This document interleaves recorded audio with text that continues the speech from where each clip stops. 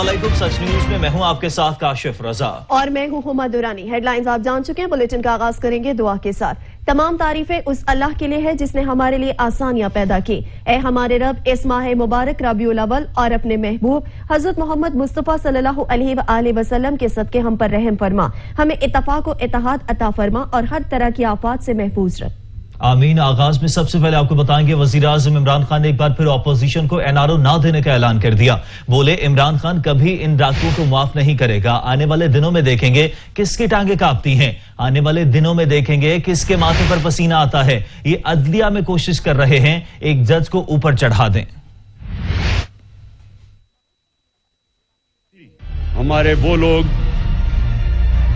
जो कि अपने आप को डेमोक्रेट्स कहते हैं, सियासतदान कहते हैं, वो पूरी तरह आज हमारी पाकिस्तानी फौज के ऊपर और पाकिस्तान की अदलिया के ऊपर उन्होंने पूरा डिस्क्रेडिट करने का उनको प्रोग्राम बनाया हुआ। जिन लोगों ने 30 साल से इस मुल्क को लूटा है, 30 साल से इस मुल्क का पैसा चोरी कर करके बाहर लेके गए हैं, ये सब इकट्ठे हो जाएंगे।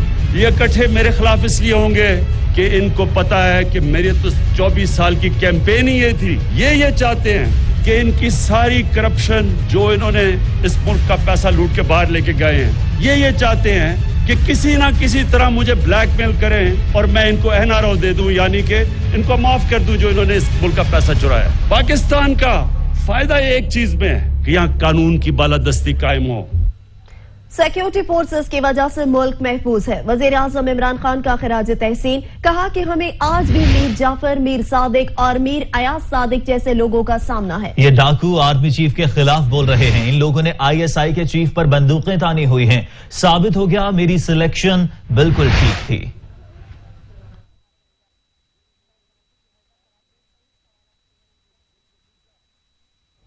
जिस तरह की 15 साल में दहशतगर्दी पाकिस्तान में हुई और जो हमारे दुश्मनों ने पूरा फायदा उठाया उससे और हमें डिस्टेबलाइज करने की कोशिश की, हम अपनी आज सिक्योरिटी फोर्सेस को दाद देते हैं।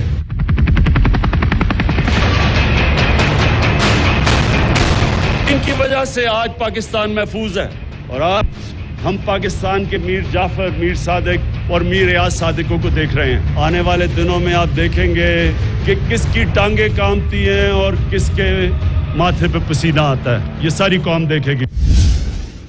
वजीर आजम इमरान खान ने मजीद ये भी कहा कि भारत में पिछले 73 साल में सबसे ज्यादा इंतहा पसंद हुकूमत आई है। हिंदुत्व का नारा लेकर जो जुल्म कश्मीरियों पर हुआ, ऐसा पहले नहीं हुआ। उन्होंने मजीद कहा कि भारतीय हुकूमत इंसानों को बराबर नहीं समझती। भारत ने शिया सुन्नी उलमा के कातिल का मंसूबा बनाया था।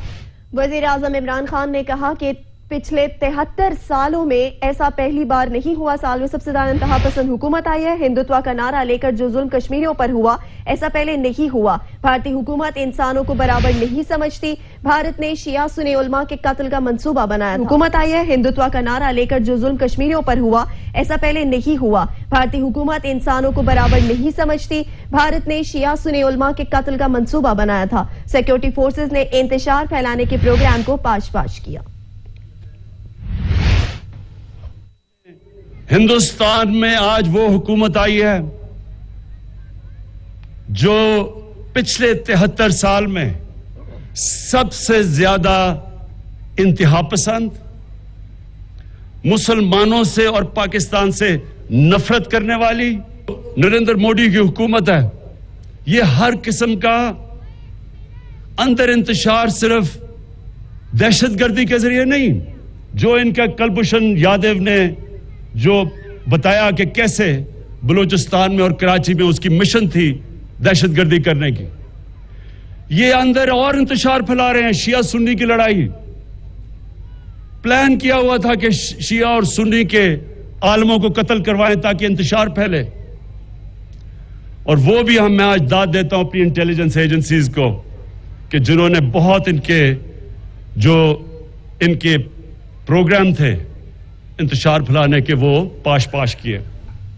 Pakistan peoples party chairman Bilawal Bhutto Zardari ने कहा गिलगित बल्तिस्तान के अवाम को सिर्फ पीपल्स पार्टी के दौर में हुकूक मिलते हैं। बेनजीर ने अवाम को जमहूरी और सियासी आजादी दी। शहीद भुट्टो ने न सिर्फ नौजवानों को बल्कि खवातीन को भी रोजगार दिलाया।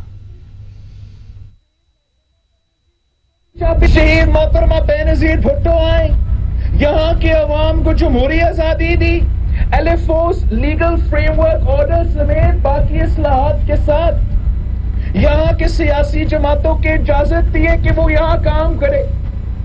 शहीद मोहतरमा बेनजीर भुट्टो भी चाहती थी कि वो अवाम को बेरोजगारी से भी आजादी दिलवाए। शहीद मोहतरमा बेनजीर भुट्टो ने हमारे औरतों को, हमारे बहनों को भी रोजगार दिलवाई थी। वजीर इत्तलात शिबली फराज ने कहा है सियासत और पाकिस्तान के कौमी मफाद में सुर्ख लकीर को मानना होगा। शहबाज गिल कहते हैं नवाज शरीफ जमहूरियत के जीन नजरियाती के नून से भी नावाकिफ हैं। फयाजुल हसन चौहान ने भारतीय मेजर को औकात याद दिला दी। सोशल मीडिया पर जारी बयान में वफाकी वजीर इत्तलात और नशरियात सेनेटर शिबली फराज ने लिखा, सियासत और जुर्म को अलग रखना होगा। सियासत और पाकिस्तान के कौमी मफाद में सुर्ख लकीर को मानना होगा। नवाज शरीफ के मफादात और कौमी मफादात में फर्क कौम समझती है। नवाज शरीफ के हवारियों को भी ये मानना पड़ेगा। मुआवने खुसूसी शहबाज गिल ने नवाज शरीफ को जमहूरियत के जीम नजरियाती के नून से भी नाबलद करार दे दिया। कहा उनके नजदीक जमहूरियत आले शरीफ की नस्ल दर नस्ल गुलामी और माल बनाओ का नाम है। उनको माल बनाने का मौका न मिले तो मुल्क भी बेचने से दरेख नहीं करेंगे। फयाज चौहान ने भारतीय मेजर के ट्वीट पर रद्द-ए-अमल में गौरव आर्या को औकात याद दिला दी। कहा टीवी पर बैठकर जनरल सनी देओल की तरह पतलूने उतरवाने की धमकियां देना आसान है। गौरव आर्या को शर्म आनी चाहिए और हमारे पाक फौज के जवानों को 21 तोपों की सलामी भी पेश करनी चाहिए, जिन्होंने अभिनंदन को मुश्तइल हुजूम से हिरासत में लेकर बचा लिया। घुस कर मारने की बातें कर्नल संजय दत्त और ब्रिगेडियर अक्षय कुमार फिल्मों में ही कर सकते हैं। यही पेशावराना वकार और फर्शनासी पाक फौज के जनरल से जवान तक का खासा है। पाक फौज किसी भी वक्त मैदान जंग में भारतीय फौज की पतलून उतारने की सलाहियत रखती है। पाकिस्तान मुस्लिम लीग नून के रहनुमा राना सनाउल्लाह ने कहा, वजीर आजम इदारों और अपोजिशन में तसादम चाहते हैं। इनका मकसद गद्दारी का इल्जाम लगाकर इदारों से तसादम कराना है। ये इंतकाम की आग बुझाने के लिए खतरनाक खेल खेल रहे हैं। मौजूदा हुकूमत जो है वो सिर्फ और सिर्फ नफरत और इंतकाम को आगे बढ़ाना चाहती है, और उस नफरत और इंतकाम को आगे बढ़ाने के लिए इस वक्त वज़ीर आज़म जो है उसकी नुमाइंदगी जो है उसके तर्जमान कर रहे हैं, जो सुबह दोपहर शाम रात जो है अपोजिशन को गाली गलौज करते हैं। अपोजिशन की लीडरशिप के ख़िलाफ़ जो है वो मुख्तलिफ किस्म के इल्ज़ामात जो है वो बयान करते हैं, और वज़ीर आज़म जो है वो आके उनको शाबाश देता है।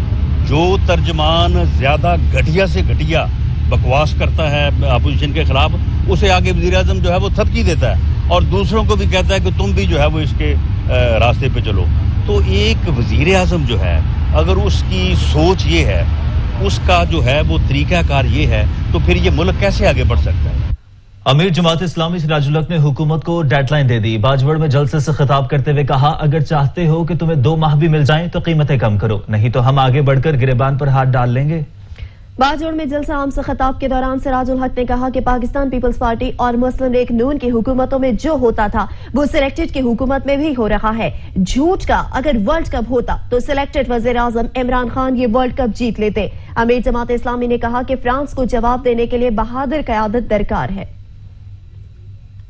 स्पीकर पंजाब असेंबली चौधरी परवेज इलाही ने गंदम पॉलिसी पर कड़ी तनकीद करते हुए कहा, ये कहां का इंसाफ है, यूक्रेन का किसान खुशहाल और हमारा बेहाल हो। गंदम की इमदादी कीमत 2000 रुपए फी मन मुकर्रर की जाए। 1600 वाली लॉलीपॉप जेब में रखें, किसी और काम आएगा। गंदम की मार्केट में कीमत 2400 रुपए फी मन है।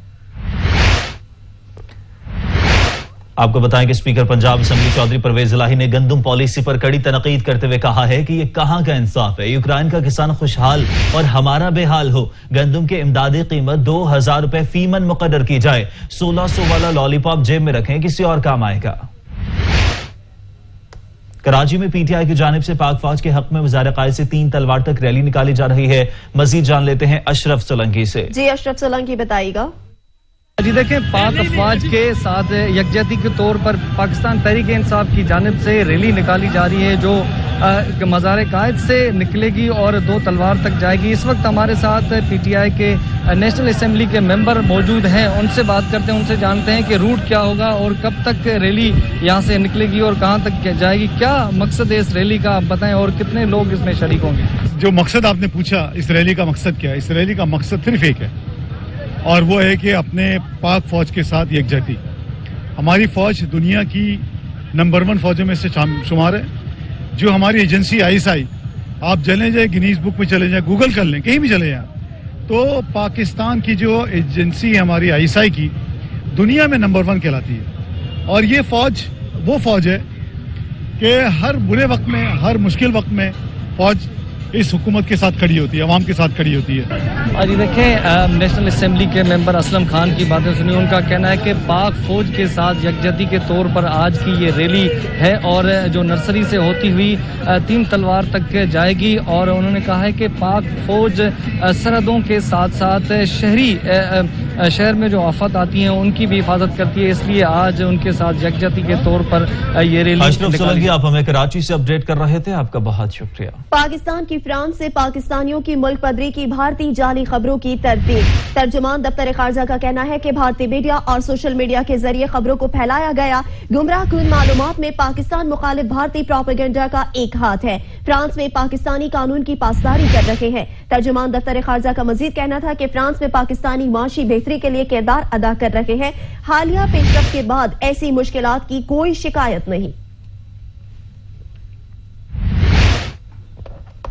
खबरें और भी होंगी एक ब्रेक के बाद। आप रहिए सच न्यूज के साथ।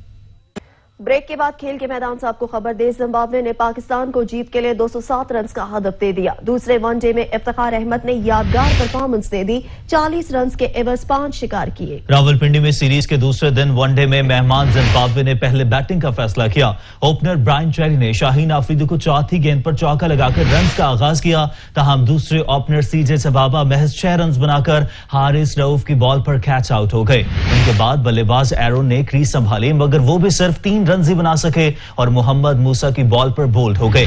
चेरी भी ज्यादा देर विकेट पर न ठहर सके और 25 रन बनाकर पवेलियन लौट गए। मदवीर दास, सिकंदर रजा 2, चेस्पुर 7 और मिजरा रबानी सिर्फ 70 रन बना सके। पाकिस्तानी एम्पायर अलीम डार दुनिया में सबसे ज्यादा एक रोजा मैच सुपरवाइज करने वाले एम्पायर बन गए हैं। पाकिस्तानी एम्पायर अलीम डार ने पाकिस्तान और जिम्बाब्वे के खिलाफ सीरीज के दूसरे मैच के दौरान एक और एजाज अपने नाम कर लिया। पाकिस्तान में मुकाबला जिम्बाब्वे सीरीज के दूसरे मैच के दौरान अपने कैरियर का 210वां वनडे इंटरनेशनल मैच सुपरवाइज कर रहे हैं। सबसे पहले मैं 210 वनडे इंटरनेशनल करने पे अल्लाह ताला का शुक्र अदा करता हूँ। I am thankful to Pakistan cricket board, ICC, my friends, my colleagues, all Pakistani, they always pray for me and especially thanks to my family members for their great support in my umpiring career, and my all achievements I dedicate to my all family members and my parents. अल्लाह का शुक्र जी। Main thing आपकी umpire में consistency, आप consistent होना चाहिए आपको। और मैं समझता हूँ एशेज के काफ़ी मैचेस मैंने बड़े अच्छे किए और सीरीज उनकी अच्छी गई हैं और 2011 का वर्ल्ड कप मेरे लिए बड़ा अच्छा था। और मैं so far I am very satisfied with my umpiring career. I am still going strong, अल्लाह का शुक्र है। और लास्ट 3 मंथ्स में मैंने तकरीबन 10-11 kg वेट लूज किया और I am feeling very strong माशाल्लाह। वजीर आजम पाकिस्तान इमरान खान ने गिलगित बल्तिस्तान को बुरी सूबाई हैसियत देने का ऐलान कर दिया। बोले, गिलगित के पैकेज पर इलेक्शन की वजह से बात नहीं कर सकता। हमारी पॉलिसी है गरीबों को ऊपर लाया जाए, कबायली और पंजाब के जनूबी इलाकों को ऊपर उठाया जाए। जब तक वजीर आजम हो 1 नवंबर आपके साथ गुजारूंगा। खराज तहसीन पेश करना था गिलगित स्काउट्स को और उन शोधा को जिन्होंने कुर्बानियां दे के इस इलाके को आजाद करवाया। हमने फैसला किया है कि गिलगित बल्तिस्तान को प्रोविंशियल स्टेटस देना है, जो इनकी डिमांड थी बड़ी देर की। सिक्योरिटी काउंसिल की जो रेजोल्यूशंस हैं उसके बीच में हमने फैसला किया है, लेकिन मुझे पता है कि यहां के नौजवानों की बहुत देर की डिमांड थी। पैकेज की बात की और डेवलपमेंट की वो मैं आज बात इसलिए नहीं कर सकता क्योंकि इलेक्शंस के दिन है। पाकिस्तान पीपल्स पार्टी ने वजीर आजम इमरान खान के दौरा गिलगित बल्तिस्तान पर तहफुजात का इजहार कर दिया। शेरी रहमान का कहना है इलेक्शन कमीशन नोटिस ले। रहनुमा पाकिस्तान पीपल्स पार्टी और सेनेटर शेरी रहमान का कहना है कि गिलगित बल्तिस्तान में इंतखाबी कवायद की खुली खिलाफ वर्जी हो रही है। वज़रा के बाद वजीर आजम खुद इलेक्शन मुहिम चलाने गिलगित बल्तिस्तान आए। अवामी इज्तिमात के दौरान तरक्याती मंसूबों का ऐलान हो रहा है। इंतखाबी शेड्यूल के बाद इसकी इजाजत नहीं दी जा सकती। वजीर आजम और वज़रा की तरफ से ये खुली धांधली है। सरसब्ज और हसीन वादियों की सरजमीन गिलगित बल्तिस्तान का 73वां यौम आजादी आज मनाया जा रहा है। गिलगित बल्तिस्तान के गयूर अवाम ने 1 नवंबर 1947 को डोगरा राज से आजादी हासिल करके पाकिस्तान के साथ इल्हाक किया। हर चाहत का उन्वान वतन, ऐशान वतन। 1 नवंबर का दिन गुज़िश्ता 7 दहाइयों से गिलगित बल्तिस्तान के बाशिंदों के लिए अनगिनत खुशियों और मसरतों का पैगाम लेकर आता है। 1947 को आज के दिन संगलाख पहाड़ों और हसीन वादियों के बहादुर बेटों ने आजादी के हीरो कर्नल मिर्जा हसन खान की क़यादत में तवील जदोजहद के बाद 1 नवंबर 1947 को काबिज डोगरा राज को जंग में शिकस्त देकर आजादी हासिल की। 1947 में जब पाकिस्तान वजूद में आया तो गिलगित बल्तिस्तान में अंग्रेज काबिज थे, जिन्होंने गिलगित बल्तिस्तान को 60 साल के लिए महाराजा कश्मीर से पट्टे पर ले रखा था। तक़सीम हिंद के बाद अंग्रेजों ने ये इलाका वापस डोगरा के हवाले कर दिया। डोगरा महाराजा ने ब्रिगेडियर घनसारा सिंह को इलाके का गवर्नर बना दिया, जिस पर गिलगित स्काउट्स के अफसरान कर्नल हसन खान सूबेदार, मेजर बाबर खान, शाह खान और दीगर ने आजादी का ऐलान करते हुए डोगरा गवर्नर को मुख्तसर फायरिंग के तबादले के बाद गिरफ्तार कर लिया और 1 नवंबर 1947 को जमहूरिया गिलगित की दाग बेल डाल दी। जमहूरिया गिलगित के हुक्काम ने 16 नवंबर 1947 को नई मुस्लिम रियासत पाकिस्तान के साथ इल्हाक कर लिया। फ्रांस में नबी आखिरुज़्ज़मा हज़रत मोहम्मद मुस्तफ़ा सल्लल्लाहु अलैहि वसल्लम की शान में गुस्ताखी के खिलाफ पूरी दुनिया के मुसलमान गम और गुस्से में मुब्तला हैं और एहतजाज और रैलियां निकालकर इसका बरमला इज़हार कर रहे हैं। मुसलमान ममालिक ने फ्रांस की मसनूआत का बायकॉट करना भी शुरू कर दिया है। मुसलमान मुल्क बांग्लादेश में भी हजारों आशिकाने मुस्तफा फ्रांस की जानिब से रसूल सल्लल्लाहु अलैहि वसल्लम की शान में बेअदबी पर सड़कों पर निकले। हाथों में बैनर्स, पैनाफ्लेक्स और झंडे उठाए मुजाहिरीन ने इक़दाम की शदीद मजम्मत की और कहा कि आजादी इजहार राय की आड़ में मजहबी मुक़द्दसात की तौहीन बर्दाश्त नहीं की जाएगी। मुजाहिरीन ने फ्रांसीसी सदर का पुतला नजर आतिश किया और फ्रांस का परचम पैरों तले रौंद कर अपनी शदीद नफरत का इजहार किया। मुजाहिरीन का कहना था कि फ्रांस को इस तौहीन की कीमत चुकाना होगी। लेबनान और फलस्तीन में भी मुसलमान गुस्ताखाना खाकों के खिलाफ सड़कों पर निकले। हजारों फलस्तीनियों ने गरबी पट्टी में फ्रांस के खिलाफ मुजाहरा किया, नारे लगाए और फ्रेंच सदर की तस्वीर को नजरे आतिश किया। मुजाहिरीन ने तादम मर्ग रसूल अकरम सल्लल्लाहु अलैहि वसल्लम की इज्जत और वफादारी के हवाले से भी तजदीद बैत का ऐलान किया। इसराइली फौज ने हत्ते मुजाहिरीन पर टूट पड़ी और ताकत का बेईमाना इस्तेमाल किया। और कुछ दीगर खबरें शामिल करते हुए आपको बताएं कि शहर कायद में भी अशिया खुरनोश की कीमतें आसमान से बातें करने लगी। हाँ, मगर सस्ते और बचत बाजारों में मामूली रिलीफ देखने को मिला है। इस वक्त नुमाइंदा सच टीवी अता हुसैन बचत बाजार में मौजूद है, उनसे मजीद तफसीलात जानते हैं। जी अता हुसैन, बताइएगा। जी देखिए, बिल्कुल कराची में जो है वो महंगाई का जिन बेकाबू हुआ है। सब्जी, दालें, गोश्त, तमाम अशिया की चीज़ें जो हैं वो आसमानों से बातें करती दिखाई दे रही हैं। दीगर बाज़ारों में जो है वो वहाँ जो है अशिया खुर्दनोश की कीमतें जो है बढ़ी हुई हैं, लोग परेशान हैं। लेकिन मैं इस वक्त बचत बाज़ार में मौजूद हूँ और यहाँ पे दीगर बाज़ारों की निस्बत जो है अशिया खुर्दनोश की कीमतों में कमी भी देखी जा रही है। मेरे साथ इस वक्त बाज़ार इंतज़ामिया के नुमाइंदे यहाँ पे मौजूद हैं। हम उनसे बात करेंगे जो लिस्टें आवीज़ा की गई हैं, जो कमिश्नर कराची की जानिब से जो लिस्टें दी गई हैं, क्या उस पर अमल दरामद हो रहा है। आप मुझे बताएं कि जो लिस्टें यहाँ पे स्टॉल्स पे देखने में आ गई हैं कि लिस्टें आवीज़ा हुई हैं हर स्टॉल के ऊपर, क्या उन लिस्टों पे अमल दरामद आप करवा रहे हैं? बिस्मिल्लाहिर्रहमानिर्रहीम। ऐसा है कि हम लोग फॉलो करते हैं कमिश्नर साहब की लिस्ट को। जैसे अभी हमने हर बांस पे लगा दी, हर एटम पे हम इनको रेट दे देते हैं। उसके बाद भी अगर कोई भी स्टॉल होल्डर उस एटम पे वो स्टिकर हटा देता है या उस रेट पे नहीं बेचता है तो हमारे पास कंप्लेन आती है। हम फौरी तौर पे वो कंप्लेन सॉल्व करवाते हैं और उसके बाद उसी रेट पे ये दिलवा देते हैं। और अगर कोई भी कंप्लेन की सिचुएशन अगर ज़्यादा होती है तो हम वो स्टॉल ही बंद करवा देते हैं। बिल्कुल, आपने इनकी बात सुनी होगी यकीनी तौर पे कि इनका यही कहना है कि जो कमिश्नर के दफ्तर से जो लिस्ट आती है, रेट लिस्ट आती है, उसी पे जो है हम अमल दरामद कराते हैं। अगर कोई भी सब्जी फरोश या फल फरोश जो है इस लिस्ट की खिलाफ वर्जी करता है तो उसको फौरी तौर पर उस पर जुर्माना आयद किया जाता है और फिर उसी रेट लिस्ट के मुताबिक ही जो है वो चीज़ें फरोख्त की जाती हैं। यहाँ पे दीगर बाजारों की निस्बत जो है, जो टमाटर को हटा के जो दीगर सब्जियां हैं वो 100 रुपये के अंदर जो है वो फरोख्त की जा रही हैं। सिर्फ टमाटर जो है वो 142 रुपये फी किलो फरोख्त किया जा रहा है। अगर दीगर बाजारों की बात करें तो वहाँ पे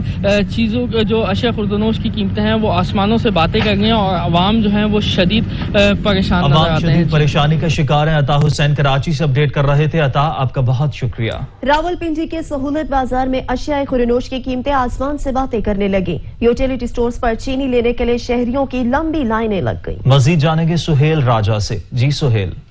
मैं इस टाइम सहूलत बाजार रावलपिंडी के सहूलत बाजार में खड़ा हूँ। यहाँ पर जो है एशिया खुर्दनोश की कीमतें हैं जब वो आसमान से बातें कर रही हैं। वज़ीर आज़म के नोटिस के बाद जो है टमाटर जो है वो पहले 100 रुपये किलो में फ़रोख्त हो रहा था, वो 200 से 230 रुपये किलो में फ़रोख्त हो रहा है। प्याज 80 रुपये, आलू 80 रुपये और चीनी जो है वो 68 रुपये किलो में फ़रोख्त हो रही है। लेकिन 1 किलो से ज़ायद जो है वो चीनी नहीं दी जा रही। इस टाइम मैं यूटिलिटी स्टोर के बाहर मौजूद हैं, कुछ शहरी हमारे से मौजूद हैं। अच्छा जी, आप बताइएगा आप क्या लेने आए हैं और ये चीज़ें क्यों इतनी महंगी? सर, हम टमाटर लेने के लिए आए हुए हैं। वज़ीर आज़म के नोटिस के बावजूद भी जो सा ना यहाँ पर जो सा 250-200 किलो रुपए का जो सा टमाटर बिक रहा है और कोई मतलब है जलील होकर यहाँ से चीज़ें ली जा रही हैं। तो हम जो सा चीनी भी यहाँ लेने के लिए आए हुए हैं और 2 घंटे से खड़े हुए और 1 घंटे के बाद हमें 1 किलो चीनी दे जा रहे हैं, वो भी हमें महंगी से महंगी दे रहे हो, जलील करके हमें यहाँ पर आवाम को जलील किया जा रहा है। अच्छा जी, आप बताएं जी। आप ढोकलाई बस कतवार बाजार है, ये सस्ता बाजार। चीनी यहाँ पे रेट है 61 रुपये और 2-2 घंटे लाइन में खड़ा होना पड़ता है। कम से कम 5 किलो मिलनी चाहिए, 1-1 किलो 2-2 किलो चीनी मिलती है। कोई अमल दरामद नहीं है, किसी रेट लिस्ट पे कोई चेकिंग नहीं है। जिसका जी चाहे वो बेच रहा है, आवाम को जलील कर रहे हैं। कोई फायदा नहीं है सहूलत बाजार का। कम से कम विजिट करे, इनको पता चले कि रेट क्या भाव जा रहा है। क्या बताएं, जो एशिया खुर्दनोश है, जो सब्जी है, दालों की कोई चेक एंड बैलेंस नहीं है, कोई इनको चेक करने वाला नहीं है, कोई इनको अदारा देखने वाला नहीं है। ठीक है, कोई पुलिस वाला यहाँ नजर नहीं आता। ये दुकानदार सब अपनी मनमानी कर रहे हैं। जी बिल्कुल, आपने सुना, शहरियों का भी यही कहना है। दालें हो, सब्जी हो, कोई भी ऐसी एशिया नहीं है जिसकी कीमत कम हो। एशिया की कीमतें बढ़ती जा रही हैं। सब्जी भी जो है वो कुव्वत खरीद से बाहर होगी। और चीनी की अगर बात करें तो 2 घंटे लाइन में खड़े होने के बाद या तो कहा जाता है चीनी ख़त्म हो गई है या फिर 1 किलो चीनी दे के जो है टरखाया जाता है। शहरी जो है काफ़ी ज़लील ख्वार हो रहे हैं। उनका यही कहना है कि वज़ीर आज़म के नोटिस के बाद हर चीज़ की जो है कीमत बढ़ा दी जाती है। हुकूमत कब नोटिस लेगी और जो है एशिया खुर्दनोश की कीमतें फौरी कम करे, महंगाई को कंट्रोल करे ताकि हम अपनी ज़िंदगी बआसानी गुजार सकें। जी बहुत शुक्रिया सुहेल राजा, आप हमें अपडेट कर रहे थे। मजीद खबरें भी बुलेटिन का हिस्सा होंगी मगर एक ब्रेक के बाद। आप रहिए सच न्यूज के साथ। के बाद आपको बताएं कि तर्जमान मुस्लिम लीग नवाज मरियम औरंगजेब मीडिया से गुफ्तगू कर रही हैं। शर्म करो, कोई शर्म करो। और अगर अयाज सादिक मुहिब्बुल वतन नहीं है तो कोई मुहिब्बुल वतन नहीं है। और अयाज सादिक से बड़ा कोई मुहिब्बुल वतन नहीं है। जिसने पार्लियामान को ताला नहीं लगाया था, जिसने पार्लियामान का गला नहीं घोंटा था, जिसने सियासी मुखालफीन की आवाज बंदी नहीं की थी पार्लियामान के अंदर, वो मुहिब्बुल वतन पाकिस्तानी है जिसने पार्लियामान का तहफ्फुज किया था, जिसने पार्लियामान की इज्जत और वकार को उस जगह नहीं पहुंचाया था जहां आपने आज पहुंचा दिया है। इसलिए उसको गद्दारी के सर्टिफिकेट बांधना बंद करें, अदारों के पीछे छुपना बंद करें, अदारों के कंधों को इस्तेमाल करना बंद करें, अदारों को।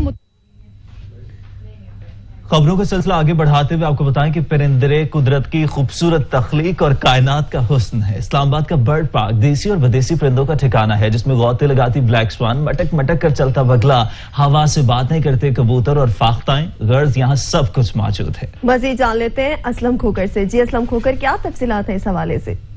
बिल्कुल, इस वक्त हम मौजूद हैं इस्लामाबाद के रावल लेक पार्क में, जहां पे बर्ड एवरी बनाई गई है और मेरा कैमरामैन बिलावल खुर्शीद आपको दिखाएगा कि इस बर्ड एवरी में जो है वो बहुत मुख्तलिफ इक़साम के जो यहाँ पे परिंदे रखे गए हैं, जिनमें हमें कूंज भी नज़र आ रही है। इसके अलावा मुख्तलिफ किस्म के जो तोते हैं वो भी नज़र आ रहे हैं। इसके अलावा मोर जो हैं वो भी यहाँ पे हैं, डव है यहाँ पे। इसके अलावा छोटे छोटे शुतुरमुर्ग है, मुख्तलिफ नस्ल के जो घोड़े यहाँ पे हैं वो भी नज़र आ रहे हैं। मैं बताता चलूं कि आज छुट्टी का दिन है और लोग जो है अपनी फैमिलीज के साथ यहाँ पे पहुंचे हैं, बच्चों के साथ यहाँ पे पहुंचे हैं और यहाँ पे जो है वो एंजॉय कर रहे हैं। यहाँ पे मुख्तलिफ किस्म के परिंदे रखे गए हैं, उनसे काफी ज्यादा महजूज हुए हैं लोग। बच्चों से जब हमने पूछा तो बच्चों का भी यही कहना है कि यहाँ पे मुख्तलिफ किस्म के वो जानवर जो कि हम किताबों में देखते थे, आज उनको यहाँ पे देखा तो उनको बहुत ही अच्छा लग रहा है। एक बड़ी तादाद लोगों की यहाँ पे जो है वो पहुंची है, छोटे बच्चे अपने माँ बाप के साथ यहाँ पे पहुंचे हैं और तमाम तर चीजों को देख रहे हैं। मैं आपको बताता चलूं कि ये बर्ड एवरी जो है सीडीए की जानिब से इस्लामाबाद का जो रावल लेक पार्क है उसमें बनाई गई है। और यहाँ पे ये छोटे छोटे बच्चे जो है ये आ रहे हैं और यहाँ पे चीज़ों को देख रहे हैं। ये मैं आपको बताता चलूं कि यहाँ पे जो टिकट है वो भी ज़्यादा इतनी महंगी नहीं है। यहाँ पे 100 रुपये टिकट रखी गई है कि लोग आएँ और इसको देखें। यहाँ पे मुकम्मल उनका तहफ़्फ़ुज़ किया गया है। इसके साथ सफाई का अच्छा खासा ख्याल रखा गया है यहाँ पे, ताकि लोग जो आए उनको किसी किस्म का मसला यहाँ पे नज़र ना आए। लेकिन एक बात है कि यहाँ पे बहुत ज्यादा इक़साम के जो परिंदे हैं वो मौजूद हैं। ऐसी परिंदे जो कि बच्चे सिर्फ किताबों में देखते थे और जिनके नाम सिर्फ वो जानते थे, वो यहाँ पे आज देखकर बहुत ज्यादा महसूस हो रहे हैं। आप अपडेट कर रहे थे, आपका बहुत शुक्रिया। पेशावर में संडे को फन डे बनाने के लिए शहरियों ने पार्क्स का रुख कर लिया। कोई फोटोशूट कर रहा है और कोई खेल कूद। मजीद जानते हैं अवैस महमूद से। जी अवैस। जी बिल्कुल, पेशावर के हवाले से बात की जाए तो आज संडे का दिन और संडे को फन डे मनाने के लिए शहरियों ने जो है पार्कों का रुख कर लिया गया है। और मैं इस वक्त पेशावर के सबसे बड़े पार्क शालीमार पार्क में मौजूद हूं। अगर मेरा कैमरामैन आपको दिखा सके तो यहाँ पे जो शहरी है वो अपने बच्चों, अपनी फैमिली के साथ, अपने दोस्तों के साथ जो है वो यहाँ पे आए हैं। कुछ जो वो लड़के हैं वो अपने फोटोशूट भी जो है वो निकाल रहे हैं, जबकि दूसरी जानिब देखा जाए तो ये छोटे छोटे बच्चे हैं, ये भी पार्क में जो है वो खेल रहे हैं। जबकि जो साइकिलिंग है वो भी बच्चे करते हुए दिखाई दे रहे हैं। इसी तरह जो शहरी है उनका भी यही कहना है कि इतवार का दिन जो है वो फैमिली डे होता है, जिसकी वजह से वो अपनी फैमिली दोस्तों के साथ जो है वो बिताते हैं।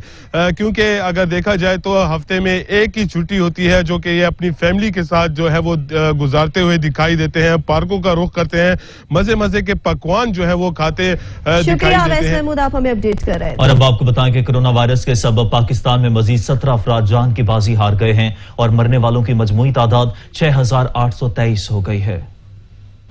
सर्दी की शुरुआत होते ही कोरोना केसेस में इजाफा होने लगा। मजीद 17 मरीज वायरस का शिकार हो गए। National command and operation centre के मुताबिक गुज़श्ता 24 घंटों में कोरोना के 977 नए केस रिपोर्ट हुए। मुतासरा अफराद की मजमूई तादाद 3,33,970 हो गई। गुज़श्ता 24 घंटों में 27,665 अफराद के कोरोना टेस्ट किए गए और 12,592 एक्टिव केसेस सामने आए। मुल्क में 3,14,555 कोरोना मरीज सेहतयाब हो चुके हैं। एक्टिव केसेस की तादाद 12,952 है। इस्लामाबाद में कोरोना केसेस की तादाद 19,970 हो गई। पंजाब में 1,04,271, सिंध में 1,45,851, खैबर पख्तूनख्वा में 39,564, बलोचिस्तान में 15,920, गिलगित बल्तिस्तान में 4,261 और आजाद कश्मीर में 4,133 केस रिपोर्ट हुए हैं। कोरोना वायरस के बायस पंजाब में 2,362 और सिंध में 2,627 अमवात हो चुकी हैं। खैबर पख्तूनख्वा में अमवात की तादाद 1,277, इस्लामाबाद में 222, बलोचिस्तान में 151, गिलगित बल्तिस्तान में 92 और आजाद कश्मीर में 92 हो गई है। पेशावर खैबर टीचिंग अस्पताल के 16 डॉक्टर्स में कोरोना की तस्दीक हो गई, जिसके बाद सर्जिकल बी वार्ड को बंद करने का फैसला कर लिया गया। मजीद जानेंगे वाजिद शहजाद से। वाजिद, क्या अपडेट्स हैं इस हवाले से? जी बिल्कुल, लेकिन कोरोना वायरस ने जो है खैबर पख्तूनख्वा में भी सर उठाना दोबारा से शुरू कर दिया है, जहां पर डॉक्टर जो हैं वो भी मुतासर होते हुए दिखाई दे रहे हैं। खैबर पख्तूनख्वा की जो सबसे बड़ी अस्पताल है खैबर टीचिंग अस्पताल, उनमें 16 डॉक्टरों में कोरोना वायरस की तस्दीक हो चुकी है। अस्पताल इंतजामिया ने तस्दीक कर दी है।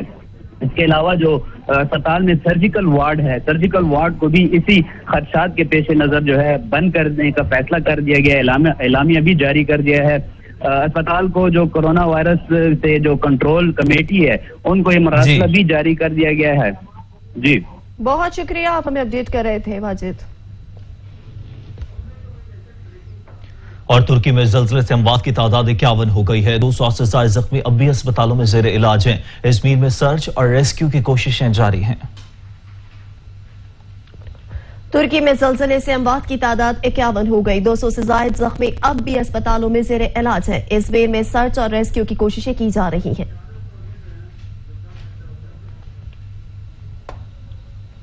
7 माह बाद कोरोना वबा के बायस उम्रा की बहाली के तीसरे मरहले का आगाज हो गया। यौमिया 20,000 ज़ायरीन उम्रा की सादत हासिल कर सकेंगे। 60,000 अफराद को नमाज की इजाजत होगी।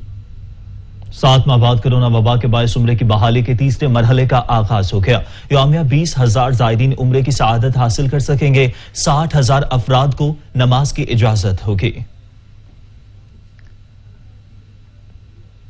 अमेरिका, यूरोप और बरतानिया कोरोना की नई लहर का शिकार हो गए। इंग्लैंड में 1 माह के लिए लॉकडाउन का ऐलान कर दिया गया। बरतानवी वजीर आजम बोरिस जॉनसन ने ऐलान करते हुए बताया कि तिब्बी और इखलाकी तबाही से बचने के लिए यह जरूरी था।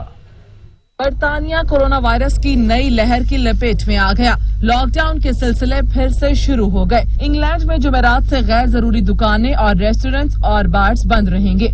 रेस्टोरेंट से खाना टेक अवे की इजाजत होगी। मैखाने, बार्स और रेस्टोरेंट्स ग्राहकों के लिए बंद रहेंगे। अवाम को घर के बाहर सिर्फ एक शख्स से मिलने की इजाजत होगी। स्कूल, कॉलेजेस और यूनिवर्सिटीज खुली रहेंगी। पाबंदियां 2 दिसंबर से नरम होना शुरू होंगी। बरतानवी वज़ीर आज़म बोरिस जॉनसन ने कोरोना लॉकडाउन से कारोबार पर पड़ने वाले असरात पर मुआसरत की और अफसरदगी का इजहार भी किया। साथ ही साथ मुलाजमीन की 80% तनख्वाहें अदा करने के निजाम में नवंबर तक तौसीक की खुशखबरी भी सुना दी। बोरिस जॉनसन का कहना था कि इंग्लैंड के जनूब मगरबी हिस्से में जहां कोरोना मुतासरीन की तादाद सबसे कम है, वहां के अस्पताल भी हफ्तों में भर जाएंगे। डॉक्टर्स और नर्सें ये फैसला करने पर मजबूर हो जाएंगी कि किस मरीज का इलाज किया जाए, किसको ऑक्सीजन मुहैया की जाए और किसे नहीं, किसे बचाया जाए और किसे नहीं।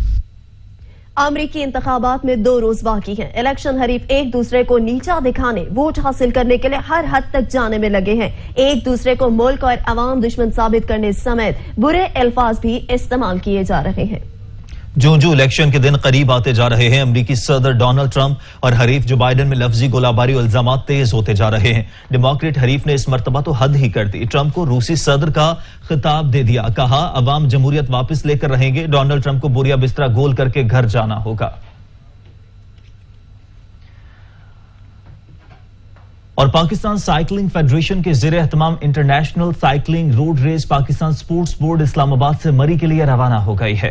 इंटरनेशनल साइकिलिंग रोड रेस का इफ्तिताह एडिशनल खैबर पख्तूनख्वा के एडिशनल सेक्रेटरी वकार अली खान ने किया। इस मौके पर पाकिस्तान साइकिलिंग फेडरेशन के सदर सैयद अजहर अली शाह और सेक्रेटरी जनरल निसार अहमद खान के अलावा दीगर ओहदेदार भी मौजूद थे। रेस में पाकिस्तान समेत अफगानिस्तान के साइकिलिस्ट हिस्सा ले रहे हैं। अब तक के लिए इतना ही। कुछ देर में हाजिर होंगे हेडलाइंस के साथ। देखते रहिए सच न्यूज।